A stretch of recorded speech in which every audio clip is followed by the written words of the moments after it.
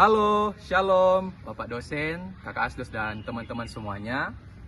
Saya Calvin Immanuel Meruntu, Ketua Kelompok 4 dengan NIM 71205148. Di sini kami akan menjelaskan tentang materi kami, yaitu kekristenan di Maluku dan Papua. Selamat menyaksikan.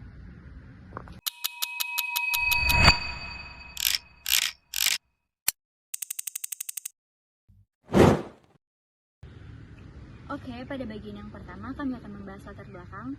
Jadi, materi kami saat ini dilatar belakangi oleh proses panjang sejarah kekristenan di Indonesia yang tidak bisa dilepaskan dari pengaruh kolonialisme, perdagangan, dan misi penyebaran Injil oleh bangsa Eropa, khususnya di wilayah Maluku dan Papua.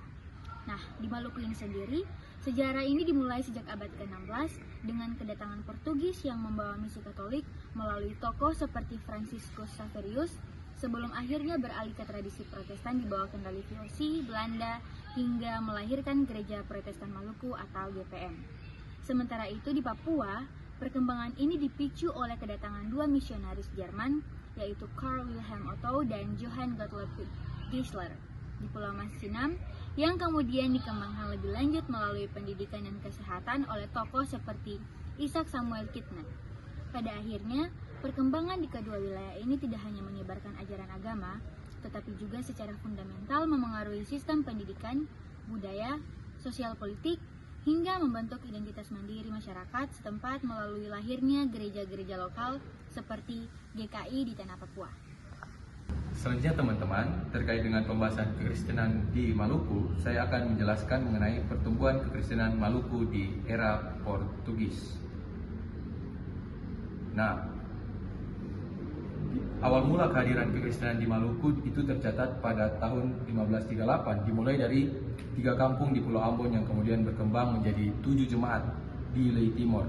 Perkembangan ini melesat cepat berkat kedatangan Franciscus Xaverius yang berhasil membaptis ribuan orang di Ambon, Lease, dan Buru.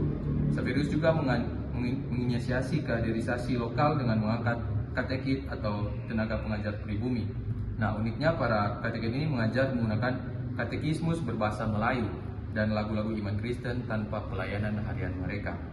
Nah, namun di balik pertumbuhan masalah ini ada masalah internal atau mendalam yang sangat serius, yaitu gereja lokal kekurangan tenaga rohaniawan dari luar. Bayangkan saja, dalam 2 dekade pertama, jemaat di Ambon itu hanya dilayani imam selama 5 atau 6 tahun karena banyak misionaris yang meninggal atau dipindahkan. Nah, kondisi ini juga diperparah oleh eskalasi konflik yang terjadi pada tahun 1557 dan 1558 ketika armada laut Sultan Ternate menyerang Ambon sehingga memicu perang gerilya yang berkepanjangan. Nah, kalau kita analisis lebih mendalam, konflik ini sebenarnya bukan murni karena sentimen agama. Ini adalah perpaduan antara dendam, kesumat antara kelompok lokal Uli Siwa dan Uli Lima yang berkelindan dengan perebutan pengaruh politik antara Ternate, Tidore, dan Portugis. Nah, di tengah kekacauan ini muncul tokoh lokal seperti Manuel dari Hatiwi yang memimpin pertahanan umat Kristen. Meskipun perang terus berkecamuk, jumlah penganut Kristen justru terus bertambah hingga mencapai 16.000 jiwa ketika Belanda datang pada tahun 1605. Masalahnya, terjadi ketimpangan kualitas hidup yang mencolok. Jemaat yang tinggal di dekat benteng Portugis bisa menikmati fasilitas 4 gedung gereja dan sekolah umum. Nah, sebaliknya jemaat di pedalaman itu sangat jarang menerima pelayanan sakramen karena faktor keamanan dan kemiskinan akibat perang. Akhirnya era Portugis ditutup dengan kondisi kekristenan yang rapuh secara kualitas karena para misionaris gagal membangun kemandirian jemaat dan gagal mendidik imam lokal. Selanjutnya, kita masuk ke dalam transformasi di era VOC. Nah, ketika VOC berhasil merebut benteng Portugis pada tahun 1605, orientasi kerusuhan di Maluku itu berubah total. Berbeda dengan Portugis yang masih membawa misi keagamaan, VOC itu murni merupakan perusahaan dagang yang fokus utamanya itu adalah monopoli rempah-rempah. Nah, meski begitu, VOC tetap mendukung Kristen Protestan. Tapi tujuannya sangat pragmatis, yaitu menjadikannya sebagai alat kontrol sosial demi stabilitas politik kolonial. Mereka mengubah gereja-gereja Katolik peninggalan Portugis itu menjadi Protestan. dan mengarahkan masyarakat untuk tunduk kepada pemerintah melalui ajaran gereja. Di satu sisi, kontrol ketat VOC ini membawa dampak positif bagi stabilitas karena mereka berhasil mendamaikan perang antara kampung yang sudah lama terjadi di Ambon dan Lease. Situasi yang damai ini otomatis membuat organisasi gereja itu jadi lebih teratur. Pendeta-pendeta Protestan mulai bertentangan dan sekolah-sekolah didirikan untuk mengajarkan baca tulis serta doktrin agama Kristen. Nah, di sini gereja ikut membentuk wajah budaya dan pendidikan masyarakat Maluku. Namun di balik itu semua, pendeta dan guru agama seringkali difungsikan sebagai perpanjangan tangan VOC untuk mengawasi gerak-gerik masyarakat agar tidak memberontak. Dampak paling kelam dari era VOC ini tentu saja ada di sektor ekonomi dan sosial. Demi menjaga stabilitas harga cengkeh dan pala di pasar dunia, VOC menerapkan kebijakan opresif seperti pelayaran hongi. Patroli laut ini tidak segan-segan menembang dan membakar pohon rempah milik warga jika kedapatan ada perdagangan ilegal atau penanaman di luar wilayah kontrol mereka. Kebijakan ini jelas menghancurkan kemandirian ekonomi rakyat dan memicu kemiskinan struktural di pedalaman. Nah, secara sosial politik pecah belah VOC ini menciptakan polarisasi yang sangat tajam di Maluku. Komunitas Kristen di Ambon Lease diposisikan lebih dekat dengan Belanda, sementara kelompok Islam di wilayah ini dicurigai sebagai ancaman politik. Pembelaan sosial berbasis agama dan politik inilah yang menjadi warisan paling berat dalam sejarah hubungan antara masyarakat di Maluku hingga masa-masa setelahnya. Baik teman-teman, saat ini saya akan membahas mengenai pengembangan gereja pada era kolonial. Pada periode ini, gereja di Maluku terutama dikelola oleh tenaga sending Belanda, terutama NZG yang bekerja sebagai perpanjangan GPI di bawah pemerintahan kolonial. Keterbatasan dana membuat lembaga sending mulai kewalahan, namun gereja tetap tumbuh pesat, mulai dari sekitar 35.000 orang pada tahun 1821 menjadi ratusan ribu pada awal abad ke-20. Struktur gereja dibuat berjenjang, mulai dari resort, distrik hingga pada jemaat, dan dipimpin oleh pendeta atau guru jemaat. Perkembangan dipercepat oleh pembenahan organisasi GPI di Maluku, peningkatan keterlibatan orang Indonesia dalam pelayanan, dan perbaikan kualitas guru sekolah sejak tahun 1890-an. Penyebaran ke daerah pinggiran berlangsung tidak seragam. Setelah 1858, NZG bersama guru Ambon mengubah pendekatan sehingga wilayah seperti Seram, Buru, Sula, Aru, Tanimbar, dan Babat mulai dijangkau secara bertahap antara akhir abad ke-19 hingga awal abad ke-20. Selanjutnya saya akan membahas terkait berdirinya GPM dan perjalanan menuju kemandirian gereja. Aspirasi lokal untuk gereja mandiri membuahkan Gereja Protestan Maluku atau GPM yang resmi berdiri pada 6 September 1935 dengan tata gereja presbiterial yang disiapkan melalui Protosinode 1933 dan Sinode 1935. Masa pendudukan Jepang memaksa GPM berjalan tanpa pendeta Belanda yang sekaligus menjadi ujian namun mempercepat kemandirian organisasi. Setelah perang, GPM memperkuat kemerdekaan institusionalnya melalui keputusan 1948 yang menyamakan hak semua penghantar jemaat dalam pelayanan firman dan sakramen, dan melalui pembaruan teologis dan institusional seperti pesan tobat dan pendirian Akademi Teologia pada 1960.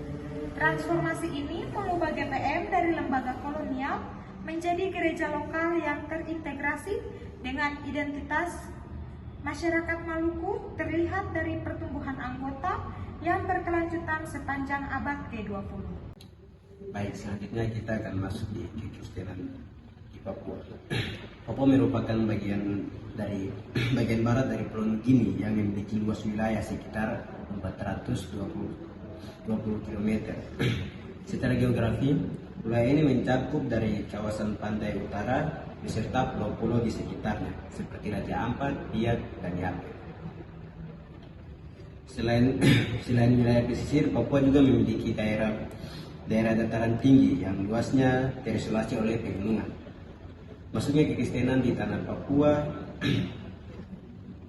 secara resmi melalui kedatangan dua misionaris Protestan dari asal Jerman, yaitu Karl Otto dan Johann Geisler, yang pertama kali mendarat dan berlutut di Pulau Mansinam, dekat Manokwari, serta kehadiran Joseph V serta tokoh seperti Ishak Samuel turut membentuk kesadaran identitas dan harga diri masyarakat Papua. Kita masuk di perintisan misi Otto dan Geisler. Tokoh perintis misi Kristen Protestan di Papua yang paling dikenal adalah Karl Wilhelm Otto dan juga Johann Geisler. Mereka dikenal orang-orang Papua sebagai pembawa Injil pertama yang masuk di tanah Papua. Mereka tiba di Papua pada 5 Februari tahun 1855 di Pulau Mansinam, dekat dengan Manokwari. Tanggal ini kemudian diperingati sebagai hari masuknya Injil di tanah Papua.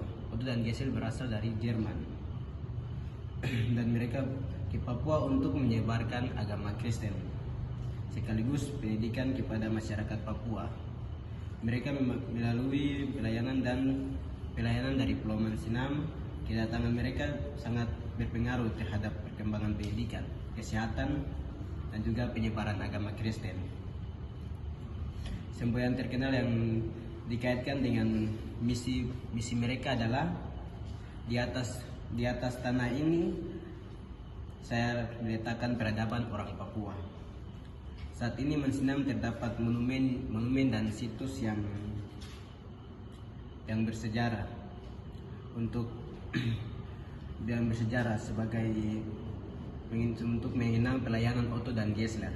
Salah satunya adalah patung Otto dan Geisler, dan juga ada sumur tua, dan juga terdapat gereja tua di dekat Mansinam juga.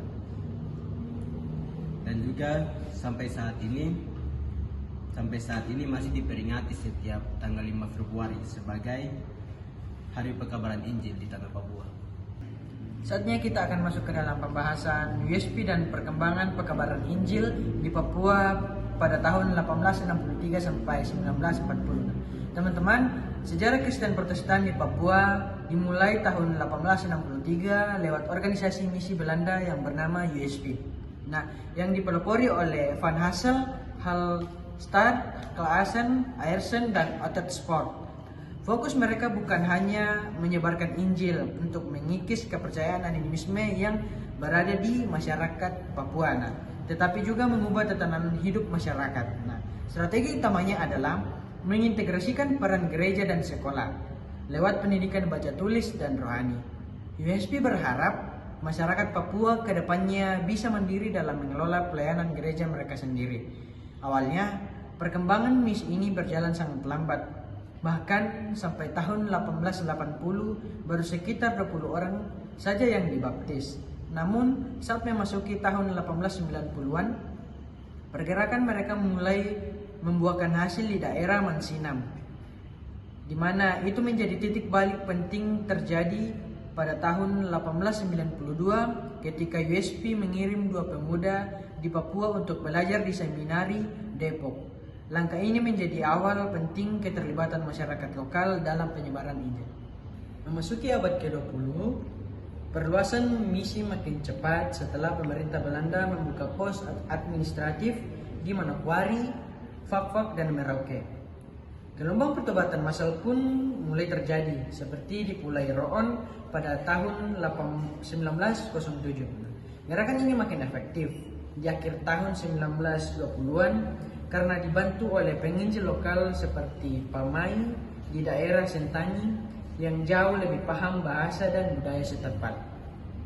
Puncaknya pada tahun 1930-an hingga 1940-an.